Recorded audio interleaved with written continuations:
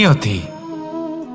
রাধা আমাকে বলে, কৃষ্ণ, যদি তুমি জানো যে নিয়তিতে কি আছে তাহলে তাকে বদলে দাও না কেন? মহাদেব আমাকে বলেন যে শ্রীকৃষ্ণ, যদি আপনি এটা জানেন যে সাম্বের নিয়তি এটাই, তাহলে আপনি তাকে বদলানোর চেষ্টা কেন করেন? কেন? কারণ আমি একজন পিতা, আর পিতার কর্তব্য এটাই, তিনি যেন সম্ভাব্য সব চেষ্টা করেন নিজের সন্তানের মঙ্গলের জন্য। নিয়তি আমি জানি, কিন্তু এটাও আমি জানি যে কর্মের থেকে বড় আর কোনো নিয়তি হতে পারে না। অভিজ্ঞতাও রয়েছে যে কর্মের হাতে নিয়তির এই চক্র বদলে যেতে পারে। তাই জীবনে যদি আপনার কখনো এমন মনে হয় যে এটা তো অসম্ভব, তখনও চেষ্টা করা কখনোই ছাড়বেন না। কে বলতে পারে আপনারই কর্মের কোনো এক বীজ হয়তো নিয়তির চাকায় আটকে গেল আর নিয়তিকে নিজের পথ পাল্টাতে হলো, ঠিক কি না? সেই জন্য নিয়তিকে ভাগ্য মেনে নিয়ে চুপ করে বসে থাকবেন না। নিজের নিয়তি স্বয়ং নিজের কর্মের দ্বারা নির্ধারিত করুন, কারণ আপনার এই কর্মের ওপরেই আপনার অধিকার রয়েছে। আর এই অধিকারকে নিয়তি অনেক সময় সম্মানও করে। তাহলে আসুন আর আমার সাথে ভালোবেসে বলুন, রাধা রাধা। শক্তি এক অত্যন্ত বিচিত্র বস্তু, বা বলতে পারেন অনুভূতি। পিতা সবসময় চান যেন তিনি তার শক্তি পুত্রকে সঁপে দিতে পারেন, যাতে সে শক্তিশালী হয়, যাতে তার মঙ্গল হয়। তার পুত্র সবসময় চায় যাতে সে পিতার সেই শক্তি লাভ করে, কিন্তু সেই শক্তি লাভ করার জন্য পুত্র হওয়া যথেষ্ট নয়, যোগ্য পাত্র হতে হয়। আসুন আপনাকে সহজে বোঝাই। যদি আপনি সুপাত্র হন আর আপনাকে শক্তি দেওয়া হয়, তাহলে আপনি সেই শক্তির গুরুত্ব বুঝবেন, কোথায় সেই শক্তি প্রয়োগ করা উচিত সেটা বুঝবেন। আর এটা যেহেতু অর্জন করা শক্তি হবে, সেই শক্তির অপব্যবহার হবে না। কিন্তু যদি এই আপনি কুপাত্র হন আর যদি আপনাকে এই শক্তি দেওয়া হয়, তাহলে কি হবে? দেখতে গেলে এই শক্তি আপনি দান হিসেবে পেয়েছেন, তাই না আপনি এই শক্তির গুরুত্ব বুঝবেন আর না এর প্রয়োগ আপনি জানবেন। তার অপব্যবহার হওয়া সুনিশ্চিত। তাই যদি আপনি কোনো শক্তি অর্জন করতে চান, তাহলে আগে তার যোগ্য হয়ে উঠুন। পুত্র নয়, পাত্র হয়ে উঠুন। আর আমার সাথে ভালোবেসে বলুন, রাধা রাধা। কথায় আছে, প্রত্যেক পুত্র তার পিতার প্রতিচ্ছবি হয়, আর সমস্ত প্রতিচ্ছবি চায় যেন সে তার অস্তিত্ব প্রাপ্ত করতে পারে। পুত্র চায় সে যেন তার পিতার মতো হয়, বা কখনো কখনো তার থেকেও শ্রেষ্ঠ হয়। সেটা কোনো অনুচিত ব্যাপার নয়। অনুচিত তখন হয় যখন পুত্র নিজের পিতার মতো হবার স্বপ্ন পূরণ করতে গিয়ে বা তার থেকেও শ্রেষ্ঠ হওয়ার স্বপ্ন পূরণে অনুচিত পথের আশ্রয় নেয়। কারণ তারপরে সে তার পিতার গুণগুলি আত্মসাৎ করতে চায় না।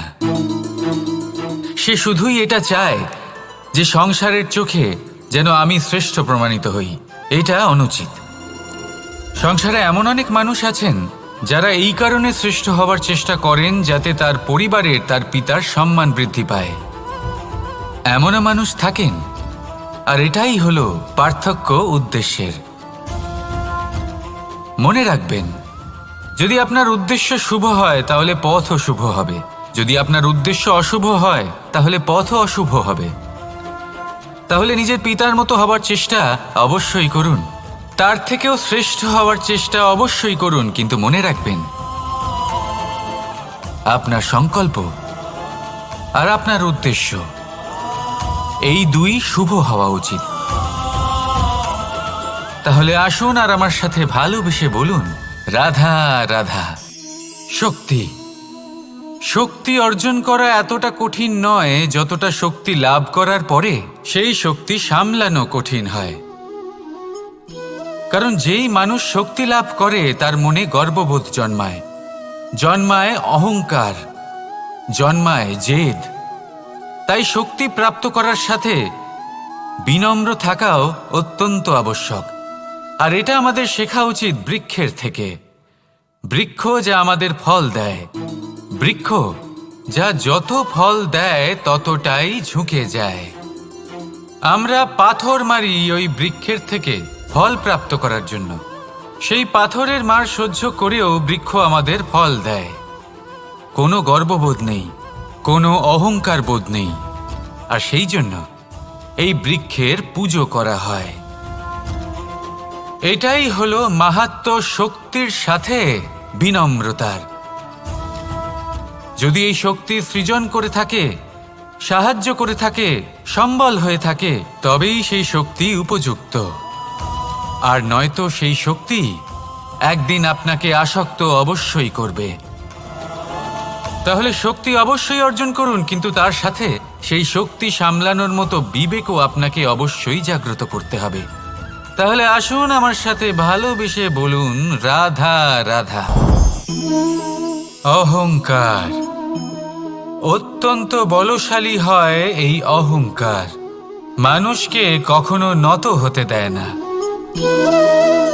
অদ্ভুত ব্যাপার, এই অহংকার যা মানুষকে কখনো নত হতে দেয় না, সেটাই তার পতনের কারণও হয়ে দাঁড়ায়।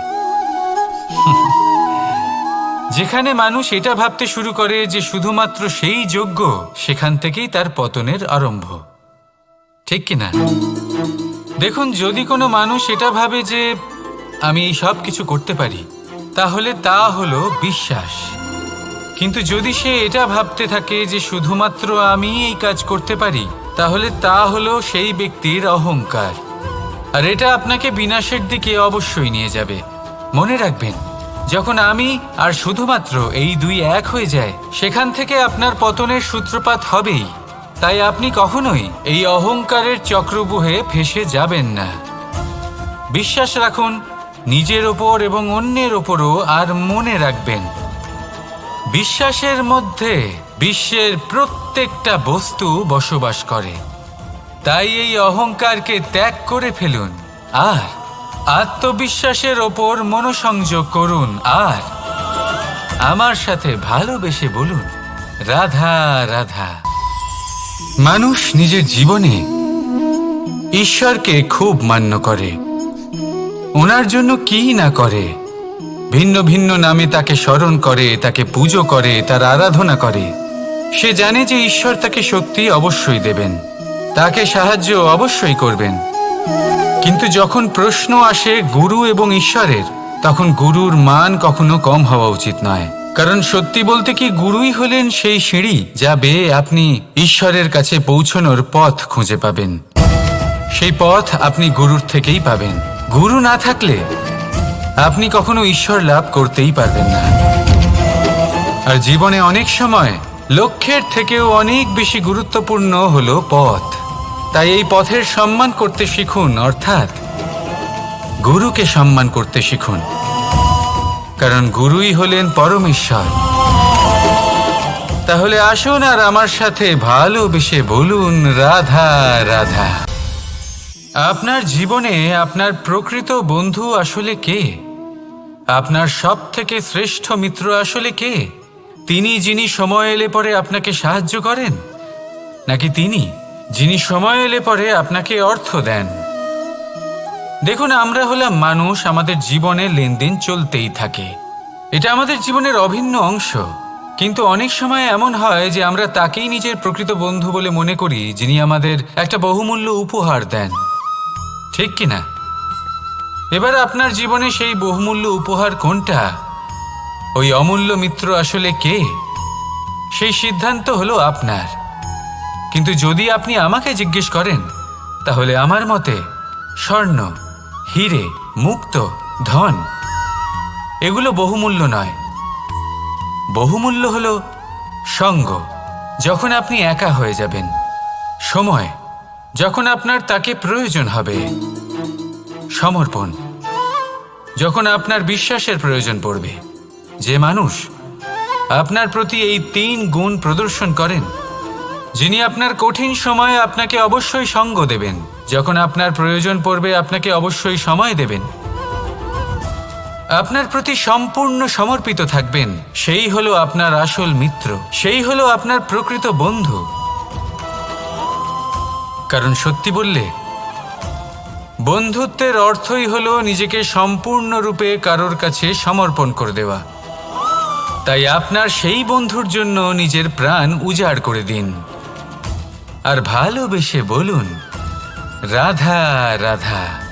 মানুষ জীবনে 3টে কাজ অবশ্যই করে থাকে, কিছু দান করে, কিছু গ্রহণ করে, আর কিছু ত্যাগ করে দেয়। এটাও ভাবতে থাকে যে এটা করলে কিভাবে করবে। দেবার জন্য পর্যাপ্ত ধন নেই, নেবার জন্য সংসারে অত স্নেহ নেই, আর ত্যাগ করার জন্য জীবনে এত সুখই নেই, তাহলে কিভাবে করবে?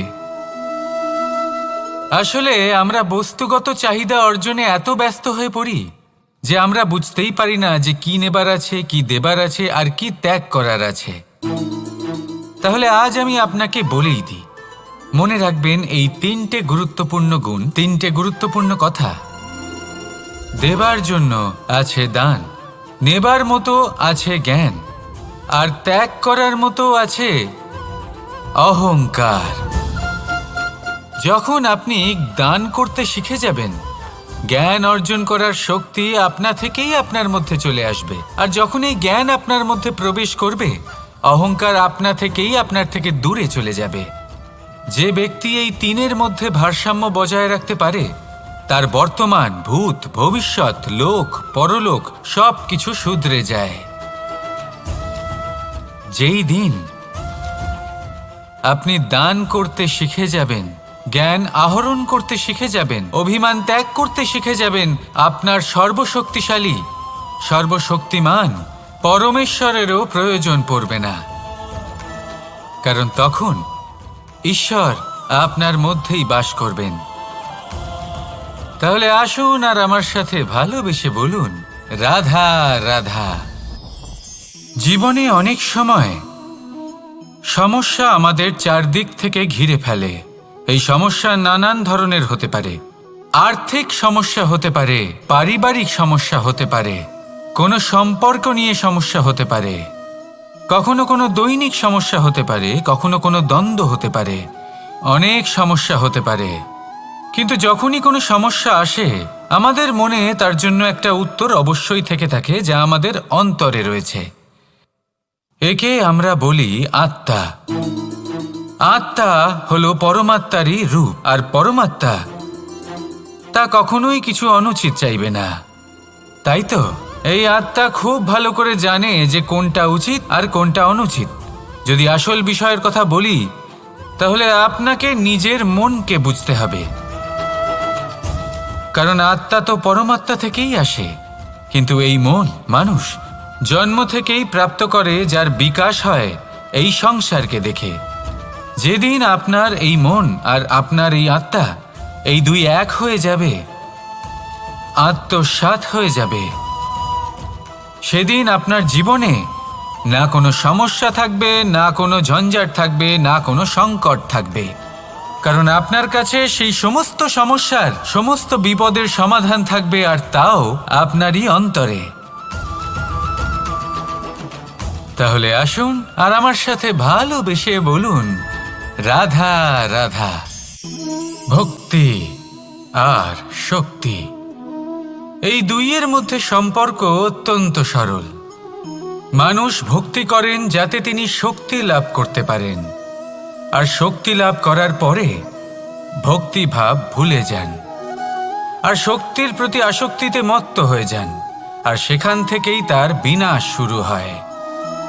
কেন? কারণ ভক্তির দ্বারা প্রাপ্ত শক্তি অন্য কারোর হিতের জন্য ব্যবহার করতে হয়, অন্য কারোর মঙ্গল করার জন্য ব্যবহার করতে হয়, কারোর বিনাশের জন্য নয়। এবার যদি আমি আপনাদের একটা উদাহরণ দিয়ে বোঝাই, তাহলে কোদাল দিয়ে আমরা মাটি কোপাতে পারি, একটা গর্ত খুঁড়তে পারি, যাতে একটা নতুন বৃক্ষ জন্ম নিতে পারে, একটা বৃক্ষ যা অন্য জীবকে ফল প্রদান করবে, যাত্রীদের ছায়া প্রদান করবে। কিন্তু এই কোদালের ব্যবহার যদি আমরা অন্য কারোর ক্ষতি করার জন্য করি, তাহলে ক্ষতি শুধুমাত্র আমাদেরই হবে। তাই জীবনে যদি আপনি কোনো শক্তি লাভ করেন, হয়তো ভক্তির দ্বারা বা অন্য যেখান থেকেই হোক, তার সদ্ব্যবহার করতে শিখুন, নয়তো এই প্রাপ্ত শক্তি আপনার পতনের কারণ হয়ে দাঁড়াবে। তাহলে আসুন আমার সাথে ভালোবেসে বলুন, রাধা রাধা। বরদান অত্যন্ত বিচিত্র এক বিষয়, কিন্তু দেখতে গেলে এই বরদান কি না করতে পারে। এক দরিদ্রকে রাজা বানিয়ে দিতে পারে, একজন দুর্বলকে এই সংসারের সব থেকে শক্তিশালী ব্যক্তি বানিয়ে দিতে পারে। কিন্তু আমরা ভুলে যাই এক অত্যন্ত গুরুত্বপূর্ণ কথা। বরদান এই শব্দের শেষে দান লুকিয়ে রয়েছে। এই দান কথাটা অত্যন্ত গুরুত্বপূর্ণ। আমাদের মনে রাখা উচিত এই বরদান আমরা দানে পেয়েছি, আর তাই তার সম্মান করা উচিত, কখনোই অহংকার করা নয়। আর যে ব্যক্তি বরদান পেয়ে অহংকার করেন তার যা ক্ষতি হয় তা হলো এই বরদান তার থেকে কেড়ে নেওয়া হয়।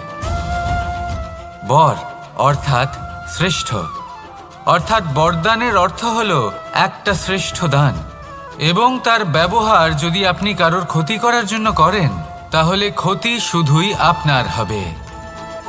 তাহলে এই বরদানের সম্মান করুন, উচিত পথে চলুন, আর উচিত উদ্দেশ্য নিয়ে এর ব্যবহার করুন, সব কিছু ভালোই হবে। তাহলে আসুন আর আমার সাথে ভালোবেসে বলুন রাধা রাধা। পিতা আর পুত্রের সম্পর্ক অত্যন্ত মধুর হয়ে থাকে। পিতা স্বপ্ন দেখেন, তাকে পূর্ণ করার সকল সম্ভাব্য চেষ্টা করেন, কিন্তু তাও অনেক সময় ওনার স্বপ্ন অপূর্ণ থেকে যায়। তখন পিতা ভাবেন যে স্বপ্ন উনি পূর্ণ করতে পারেননি ওনার সন্তান তা অবশ্যই পূরণ করবে। যে স্থানে উনি কখনো পৌঁছতে পারেননি সেই স্থানে ওনার পুত্র অবশ্যই পৌঁছবে। পিতা নিজের সন্তানের ভবিষ্যৎ নিয়ে সেই স্বপ্ন দেখেন, আর যখন সেই সন্তান সামনে এগোতে থাকে তখন তার দুঃখ হয় না, বরং গর্ব হয়। ওনার ভালো লাগে এটা দেখে যে ওনার সন্তান অনেক উন্নতি করছে। কিন্তু যখন সন্তান নিজের অভিভাবকের শক্তি দেখে, তার যশ দেখে হিংসা করতে থাকে, সমস্যা সেইখানেই শুরু হয়। সেই জন্য সকল সন্তানকে এটা মনে রাখতে হবে, দেখুন, পুত্র হবার সুবাদে, এক সন্তান হবার সুবাদে এটা হলো আপনার অধিকার যে আপনি আপনার পিতার থেকে বেশি উন্নতি করবেন। আপনার পিতাও এটাই চান, কিন্তু সুস্থভাবে এটা করুন। একটা রেখা টেনে নিন যাতে আপনি তাতে এগোতে পারেন আর আপনার পিতার তাতে গর্ববোধ হয়, আর সেই বিষয়ে দুঃখ না হয় যে আমার সন্তান আমাকেই ছোট করার চেষ্টা করছে। ইতিহাস সাক্ষী রয়েছে, যে মানুষ অন্য কাউকে ছোট করার চেষ্টা করেছেন সেই মানুষই ছোট হয়ে গেছেন।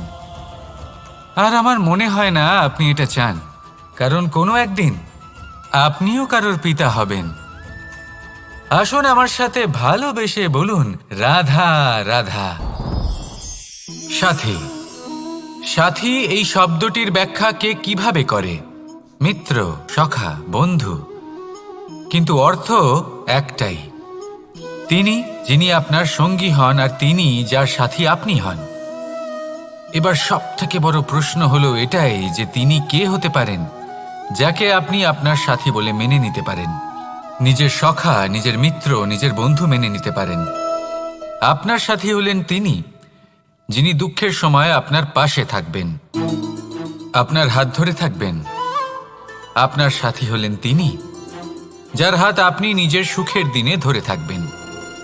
সেই সাথীরই হাত ধরুন যিনি দুঃখে সবসময় আপনাকে সাহায্য করার জন্য তৎপর হয়ে থাকেন, আপনার পাশে থাকেন, আর যাকে সুখের দিনে আপনি আপনার সাথে রাখতে পারেন। আর যখন আপনার সাথে আপনার এই সাথী থাকবে তখন আপনি এটা বুঝবেন যে যখন জীবনে দুঃখ আসে তখন এই দুঃখ কমে যায়, সবার মধ্যে ভাগ হয়ে যায়। আর যদি তখন সুখ আসে তাহলে সেটা সবার উপস্থিতিতে আরো বেড়ে যায়। এটাই হলো প্রেম, এটাই হলো ভালোবাসা, এটাই হলো সঙ্গ, যেমন সম্পর্ক আমার আর রাধার মাঝে। তাহলে আসুন আর আমার সাথে ভালোবেসে বলুন রাধা রাধা। আমাদের মনে যখন কোনো প্রশ্ন ওঠে, কোনো দ্বন্দ্ব জাগে, তখন আমরা যাই আমাদের গুরুর কাছে, আমাদের আরাধ্যের কাছে গিয়ে জিজ্ঞেস করি। এইভাবেই একদিন আমি পৌঁছলাম আমার আরাধ্যের কাছে, আমার মহাদেবের কাছে, আর ওনাকে প্রশ্ন করলাম যে মহাদেব, জীবনে আনন্দ পাওয়ার, উৎসব পালনের, প্রেম ভাগ করে নেবার, জীবনকে উপভোগ করে নেওয়ার সর্বশ্রেষ্ঠ সময় কোনটা? মহাদেব হাসলেন আর উনি বললেন, জীবনে উৎসব পালনের সবথেকে শ্রেষ্ঠ দিন হল মৃত্যুর ঠিক আগের দিনটা। প্রেম ভাগ করে নেওয়ার সবথেকে শ্রেষ্ঠ মুহূর্ত হল মৃত্যুর ঠিক আগের মুহূর্ত। জীবনকে উপভোগ করে নেওয়ার সর্বশ্রেষ্ঠ প্রহর হল মৃত্যুর এক প্রহর পূর্বে। তখন আমি চমকে গেলাম। আমি বললাম, কিন্তু মহাদেব, মৃত্যু তো অনিশ্চিত, আমরা জানিও না কবে আমাদের মৃত্যু হবে। মহাদেব আবার হাসলেন। উনি বললেন যে যদি আমরা এভাবে জীবন কাটাই যে আমরা জীবনের প্রত্যেক দিন, প্রত্যেক মুহূর্ত, প্রত্যেক প্রহর শেষ বলে মনে করি, তাহলে আমাদের সমস্ত জীবন আনন্দের সাথেই অতিবাহিত হবে। কি বলেন? তাহলে আপনিও এই কথা মনে রাখুন আর আমার সাথে ভালোবেসে বলুন, রাধা রাধা। জীবনে অগ্রসর হওয়ার জন্য আমাদের কাকে প্রয়োজন হয়? মাতা পিতা, বন্ধু, প্রেম, সাহায্য, অর্থ, পরিশ্রম, আশা। ভিন্ন ভিন্ন মানুষ ভিন্ন ভিন্ন বিকল্প চয়ন করে। যদি আমি আপনাকে বলি, তাহলে জয় আর পরাজয়ের মন্ত্র দুটো শব্দের উপর নির্ভর করে, মেনে নেওয়া আর দৃঢ় হওয়া। যদি মেনে নেন তাহলে হেরে যাবেন, যদি দৃঢ় হন তাহলে নিশ্চিত রূপে জয়ী হবেন। যদি কখনো আপনি ক্লান্ত হয়ে ওঠেন, আপনি দুঃখী হন, পুরোপুরি ভেঙে পড়েছেন, তখন মেনে নেবেন না যে আপনি ভেঙে পড়েছেন, নয়তো হেরে যাবেন। তখন উল্টে স্থির করবেন যে যাই হয়ে যাক না কেন, আমি জয়ী হবই। আর আপনি দেখবেন যে জয় নিশ্চিত রূপে আপনার কাছেই আসবে। তাহলে এই কথা মনে রাখবেন আর আমার সাথে ভালোবেসে বলবেন, রাধা রাধা। সময়, জীবন, কাল।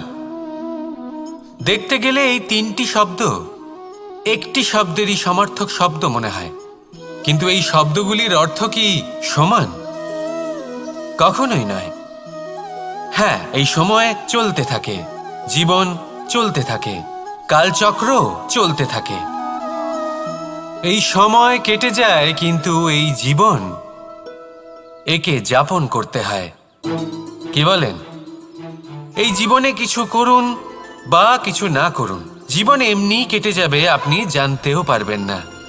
কিন্তু সেটা আমাদের উদ্দেশ্য নয়, একে যাপন করতে হবে। এই জীবনে প্রেরণা পেতে শিখুন, প্রেরণা দিতে শিখুন, আহ্বান গ্রহণ করতে শিখুন, আহ্বান জানাতে শিখুন, মহান কাজ করতে শিখুন, ধন্যাত্মক বোধ জাগিয়ে তুলুন। জীবন অতিবাহিত করার অর্থ কি তা আপনি শিখে যাবেন। কারণ সময় কেটে যায়, সমস্ত যুগ কেটে যায়, কিন্তু জীবনের রীতি জীবন কাটিয়ে দেওয়া নয়, জীবন যাপন করা। এই জীবন সম্পূর্ণরূপে অনুভব করতে হবে, নতুন পথ বানাতে হবে।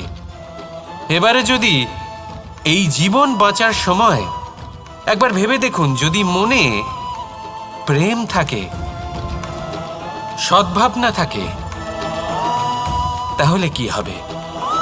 এই জীবনকে বাঁচার অনুভূতিটাই অন্যরকম হয়ে যাবে, একটা আনন্দময় অনুভূতি লাভ করবেন।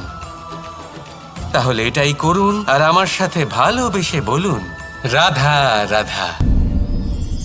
আপনি কি কখনো কোনো জলের ধারা দেখেছেন?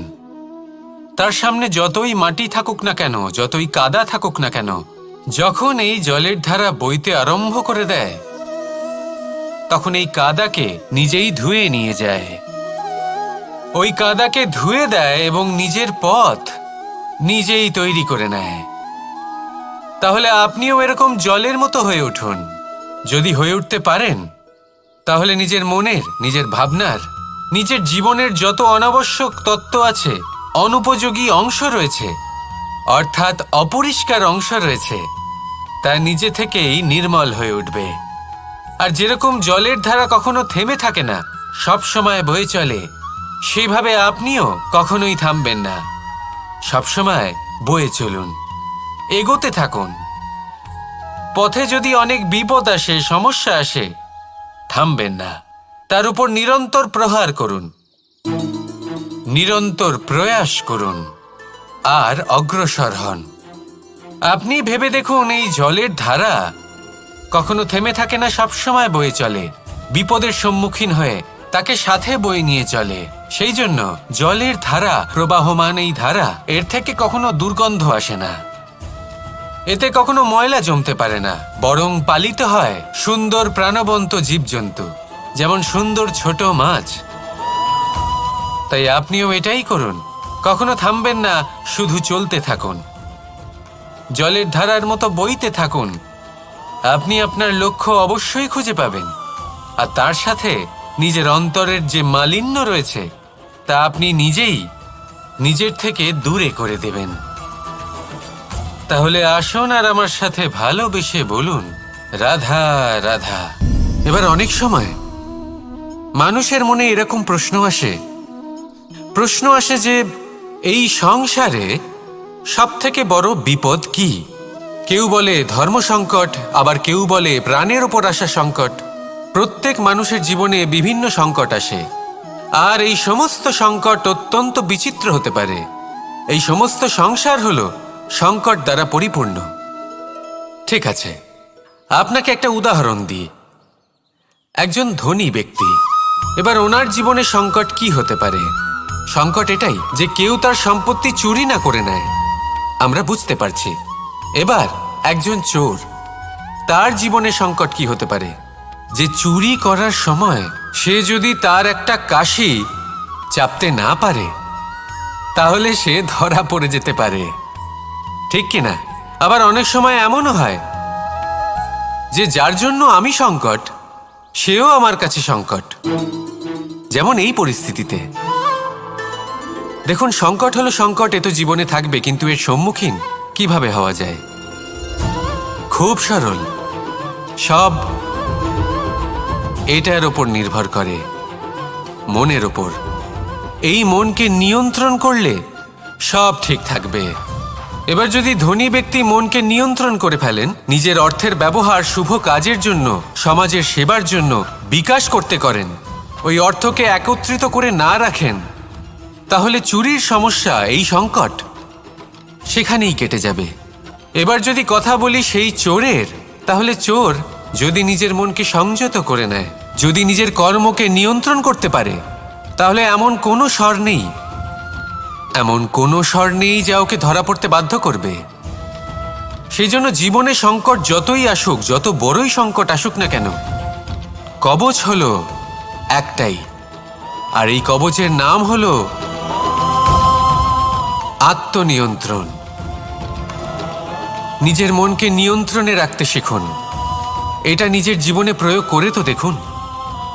যদি আপনি করতে পারেন, তবে আপনি দেখবেন যে সংকট তো জীবনে আসা যাওয়া করে, কিন্তু সেই সংকটগুলির সম্মুখীন আপনি এইভাবে করতে পারবেন।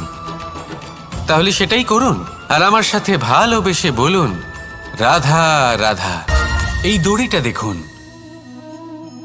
ছোট ছোট রেশম দ্বারা তৈরি, এটা সরু সুতো দ্বারা তৈরি হয়েছে এটা, আর এ অত্যন্ত কোমলও বটে। আর আপনি চাইলে এটা সোজাও করে দিতে পারেন, আর চাইলে এটা বেঁকিয়েও দিতে পারেন, আর যদি চান তাহলে এটা গোল গোল করে বেঁধে কোথাও রেখেও দিতে পারেন।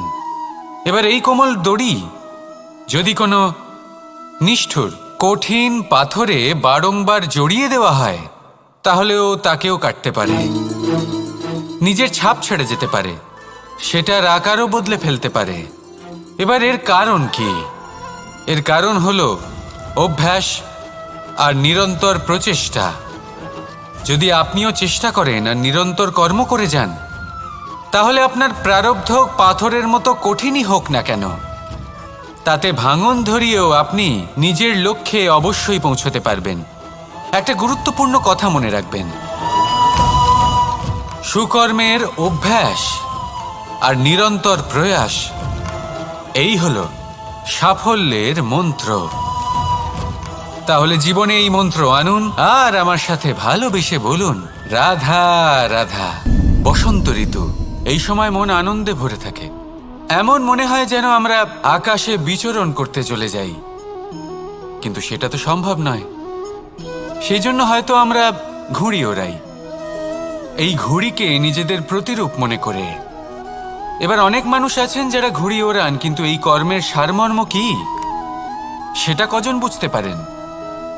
আপনি এটা মনে করুন যে আপনি হলেন সেই ঘুড়ি, আর এই সুতো যিনি ধরে রয়েছেন তিনি হলেন পরমাত্মা।